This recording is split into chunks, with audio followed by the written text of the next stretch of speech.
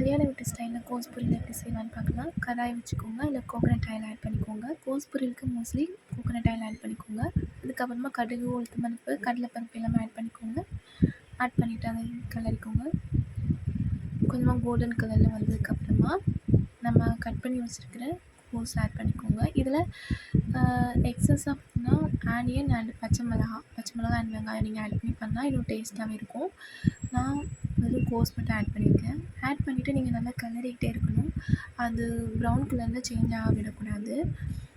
நல்லா கிளறினதுக்கப்புறமா நீங்கள் வந்துட்டு சால்ட் ஆட் பண்ணிக்கோங்க.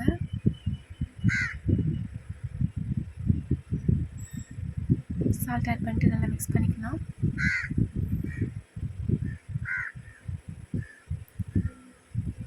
அதுக்கப்புறமா கோகனட் ஆட் பண்ணிக்கலாம். தேங்காய் துருவல் ஆட் பண்ணிவிட்டு நல்லா மிக்ஸ் பண்ணி விட்டுட்டு கொஞ்சம் டைம் குக் பண்ணுங்கள். அதுக்கப்புறமா கோஸ் பொரியல் ரெடி ஆகிடும். இது நீங்கள் ட்ரை பண்ணி பாருங்கள்.